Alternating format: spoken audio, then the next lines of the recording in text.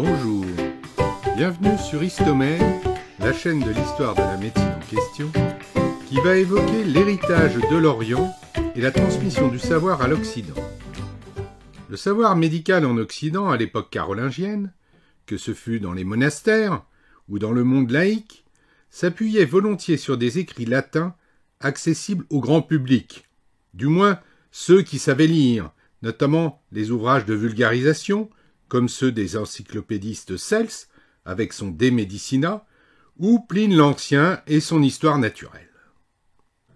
S'y ajoutait la Liber Medicinalis de Quintus Serenus Sammonicus, ouvrage en vers facilement mémorisable, source de nombreux remèdes populaires empruntés à Pline l'Ancien, aux plantes médicinales de Dioscoride, et comportant aussi diverses formules magiques, entre autres le célèbre abracadabra, donné comme guérissant de la fièvre semitierce. Citons aussi les travaux de compilation d'Oribase, les traductions de Soranos d'Éphèse par Caelius Aurelianus, et bien sûr les incontournables aphorismes d'Hippocrate et Dupoux de Galien.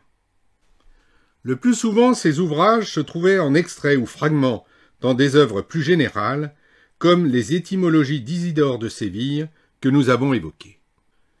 Deux grands types d'ouvrages de thérapeutique étaient en vogue au début du Moyen-Âge.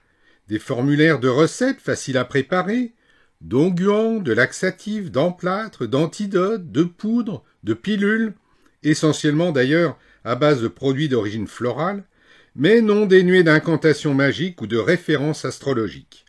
Et bien sûr, des ouvrages de diététique et d'hygiène, mais aussi des ouvrages sur l'alimentation, destinés à respecter l'équilibre des humeurs.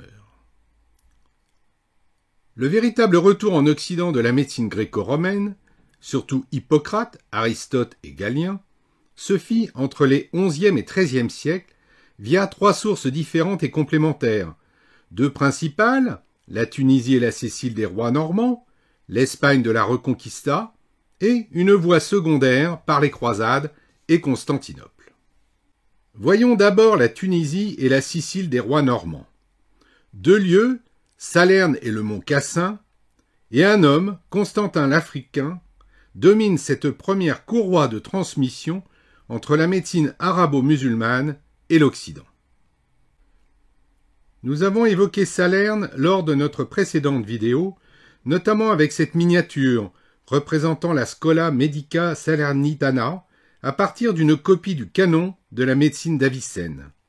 Située entre Rome et la Grèce, à l'abri des invasions, la région de Salerne, d'une rare beauté, simple ville de cure au départ, était un territoire cosmopolite, puisque cette ancienne colonie grecque, avant d'être soumise à Rome, puis au pouvoir gréco-byzantin, devint musulmane avant d'être intégrée au royaume des deux Siciles.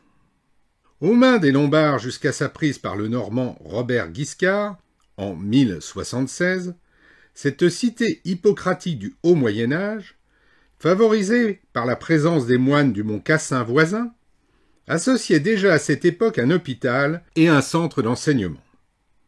On retrouve d'ailleurs ce cosmopolitisme dans la fondation légendaire de la cité, par le grec Pontus, le romain Salernus, le juif Hellénus, et enfin le sarrasin Adela.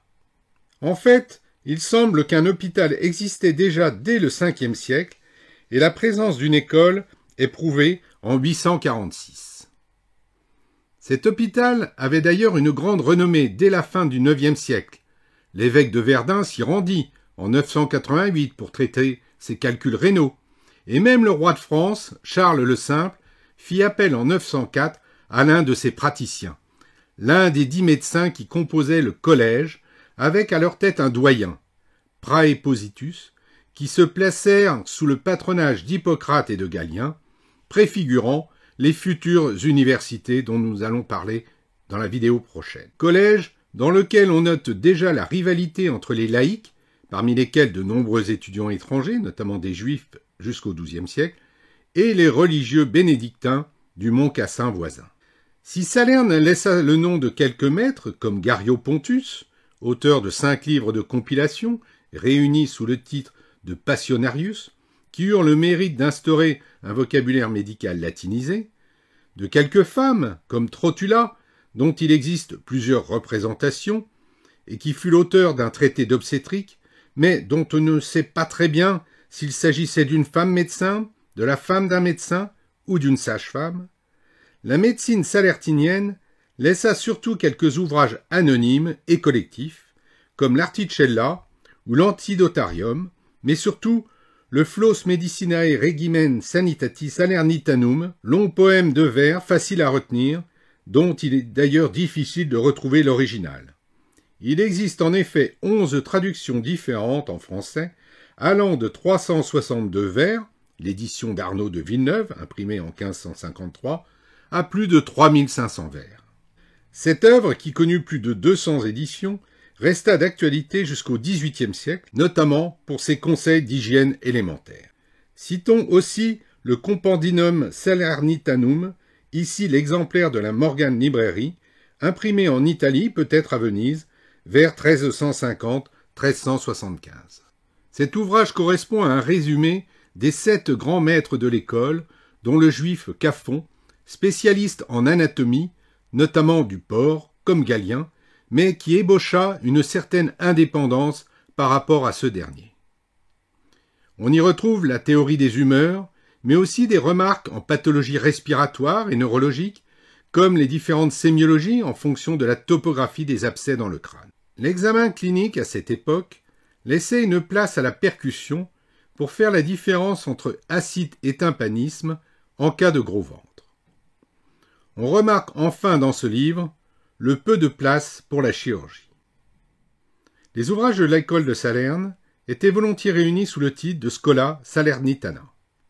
L'influence arabe ne s'y fit sentir qu'après 1100, notamment après le passage de Constantin l'Africain, pour lequel existent différentes versions de la vie. La plus souvent admise est celle d'un chrétien de Carthage qui, à l'issue de nombreux voyages, l'Égypte, la Syrie, peut-être les Indes, se réfugia en Italie après avoir été accusé de magie. Protégé par Robert Guiscard et Alphanus, l'évêque de Salerne, il devint une gloire de l'abbaye du Mont Cassin et fut responsable du renouveau arabe de l'école de Salerne, où il fut à l'origine de la redécouverte de la culture grecque antique. On lui doit ainsi de nombreuses traductions, 23 au total, de l'arabe au latin, essentiellement Hippocrate et Galien, mais aussi Aristote, les problèmes, la logique, de la génération et de la corruption, la physique et la zoologie, via Kairouan en Tunisie. Constantin ne traduisit par contre pas d'œuvres du syriaque ou du perse. Ainsi, il n'y aura Avicenne, sauf l'Isagogue du syriaque Ibn Ishaq et le livre royal d'Ali Abbas de tradition aristotélicienne, incluant la partie chirurgicale de l'œuvre de Paul d'Égine. Constantin ne fit néanmoins preuve d'aucune originalité, et il fut très critiqué par la suite, car ses traductions étaient plutôt mauvaises. Il prit même certaines libertés avec des textes originaux, et avait la fâcheuse tendance à s'approprier les œuvres. Ainsi, le livre royal d'Abbas devint le Panthénie de Constantin. Cette redécouverte des anciens fut par contre responsable d'un retour de la primauté de la théorie sur la pratique, telle qu'elle avait cherché à se développer au début du Moyen Âge. À partir de 1100, date de son apogée, Salerne était une référence en matière d'enseignement. En 1231, encouragé par les pouvoirs publics, Salerne obtint même l'exclusivité par Charles d'Anjou, roi de Sicile, de la délivrance de diplômes pour exercer la médecine. Les études duraient 5 ans, avec l'introduction de l'anatomie sur cadavre, sous caution de la foi, plus 1 an de stage.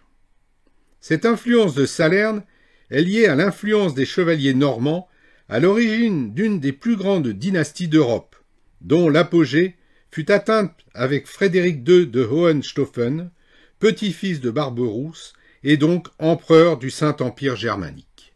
Les bons rapports de ce dernier avec le calife d'Égypte et les musulmans en général, comme le montre cette toile, lui valurent néanmoins quelques déboires avec le monde chrétien.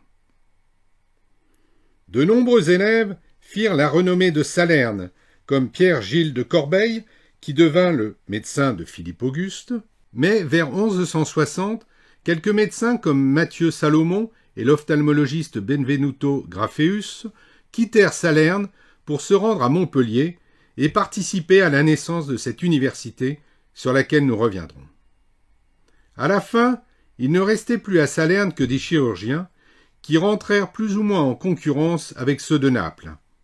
Parmi ceux-ci, Ruggiero de Frugardi, qui s'intéressa à la ligature des artères, au traumatisme crânien, aux luxations, au cancer du rectum et du col de l'utérin. Mais ce dernier migra aussi à Montpellier dès 1202, avec de nombreux autres médecins italiens qui fuyaient la querelle entre les Gibelins et les Guelfes. Roger, dont le surnom de Parme parfois employé vient d'une confusion avec son élève Roland, fut l'auteur d'une Practica Chirurgia, appelée aussi Rogérine, source de nombreux commentaires. Les différentes versions de la Rogérine, comme celle donnée par Guido Aretino, montraient des progrès notables en chirurgie, notamment grâce aux croisades. Roland de Parme, élève de Roger et professeur à Bologne, fut également l'auteur d'une chirurgie en 1264. Il s'agissait d'un commentaire du livre précédent, parfois appelé Rolandine. Roland, qui fut l'une des dernières gloires de Salerne, inventa la cure de hernie en position de Trendelenbourg, c'est-à-dire la tête en bas. Il préconisait la suppuration des plaies, contre l'avis de ses maîtres salertiniens, et aurait réalisé la première lobectomie pulmonaire chez un blessé. À cause de la concurrence de Montpellier, puis de Bologne et Padoue, Salerne connut une décadence progressive jusqu'à sa suppression définitive en 1811 par Napoléon. Si Salerne n'eut finalement qu'un rôle modeste, elle fut une véritable tête de pont entre l'Orient et l'Occident. Elle permit surtout de maintenir la médecine dans la laïcité, notamment pour l'enseignement, et servit de modèle aux universités à venir. L'Espagne de la Reconquista fut la seconde courroie de transmission du savoir entre l'Orient et l'Occident. Son apport fut même plus important que la voie salertinienne, tant en quantité qu'en qualité. Lors de la prise de Tolède, en 1085, la découverte de 400 000 manuscrits arabes marqua en effet véritablement le début des traductions. 50 ans plus tard, Gérard de Crémone, né en 1114, mort en 1187, joua un rôle fondamental dans ces traductions, restant cette fois fidèle aux textes originaux, comme le Continent de Rhazès, dont on voit ici un exemplaire, la chirurgie d'Aboul Cassis, l'Ars Pava de Galien, ou le Canon d'Avicenne, traduction de plus de 1000 pages, dont le titre reprend le terme grec de la règle de la médecine, et dont on voit ici une miniature d'un exemplaire conservé à Besançon. L'autre grande figure de ce mouvement de traduction fut Michael Scott, philosophe scolastique médiéval d'origine écossaise, médecin, alchimiste et astrologue. Il quitta Tolède pour Bologne vers 1220, où il exerça la médecine avant d'occuper certaines fonctions ecclésiastiques. Il se retrouva à la cour de Frédéric II comme traducteur. Il traduisit différents textes arabes, dont les commentaires d'Averroès sur des ouvrages d'Aristote. Il fut notamment l'auteur d'un livre intitulé Grand livre d'introduction à l'astrologie, dont la 3e section, le livre de la physiognomonie, rédigé à l'intention de l'empereur, connut jusqu'en 1500 environ pas moins de 20 éditions, dont celle-ci, conservée à Munich, où l'on voit le portrait de l'auteur dans l'initiale d'ouverture. Scott, dont on voit ici la possible tombe en Angleterre, y traitait des rapports sexuels, de la grossesse, d'embryologie et de physiognomonie. Après Tolède, Cordoue et Séville furent à l'origine d'une deuxième phase de traduction avec Arnaud de Villeneuve, médecin et homme de foi engagé dans des débats théologiques et moraux de son époque, qui a donné d'ailleurs son nom au campus santé de Montpellier, dont il fut à l'origine. Par ses ouvrages et son enseignement à Montpellier, de la médecine de Galien, revue et simplifiée par Rhazès, mais aussi des écrits de Salerne, Arnaud de Villeneuve a fortement marqué les débuts de l'enseignement de la médecine à l'université, même si son lien avec les franciscains et des thèses prophétiques ont favorisé la création d'une légende autour de son personnage. Après sa mort, son nom fut même associé à tort à un large corpus alchimique. Les traductions s'arrêtèrent vers la fin du XIIIe siècle, date à laquelle on se détourna de la science arabe, ce qui explique que le médecin du Caire Ibn al-Nafis, dont nous avons parlé, ne fut pas traduit et que ses découvertes restèrent hélas ignorées. La grande conséquence de ces traductions fut le retour d'Aristote en médecine, mais pas en physique, car celle-ci posait le principe de l'éternité du monde en opposition avec les théories de l'Église. Ce retour d'Aristote, par l'influence d'Albert le Grand, de Thomas d'Aquin, puis plus tard de Francis Bacon, permit notamment d'admettre l'absence de contradiction entre Dieu et la nature, entre raison et foi. Les croisades et la prise de Constantinople furent à l'origine de la troisième voie de transmission du savoir de l'Orient vers l'Occident. À partir du XIe siècle, la réforme de Cluny et la peur de l'an 1000 et du jugement dernier furent en effet à l'origine d'un grand mouvement de purification du monde, point de départ des croisades, et de la découverte de Constantinople et de ses richesses, notamment sur le plan médical. À partir de Constantinople, donc directement du grec, cette troisième voie de transmission, qui dura 2 siècles à partir de 1100, fut le fait des moines puis des croisés. Elle permit ainsi la récupération progressive des originaux grecs et posa le problème des traductions successives, du grec à l'hébreu, de l'hébreu au syriaque, du syriaque à l'arabe, puis de l'arabe au latin. Traductions successives qui auraient pu être à l'origine de l'expression « téléphone arabe ». Les États latins d'Orient, nés des croisades, semblent néanmoins n'avoir joué qu'un rôle modeste dans la transmission du savoir médical, en dehors de la traduction du Panthénie, par Étienne de Pise, complété par un lexique pharmaceutique arabe, grec et latin, à Antioche, avant 1127. Leur rôle fut plus important dans la transmission de la notion d'hôpital de soins. Ce retour à la médecine hippocratico-galénique en Occident allait favoriser le développement des universités que nous aborderons dans une prochaine vidéo Quand naquirent les universités en médecine sur Histomed, la chaîne de l'histoire de la médecine en question.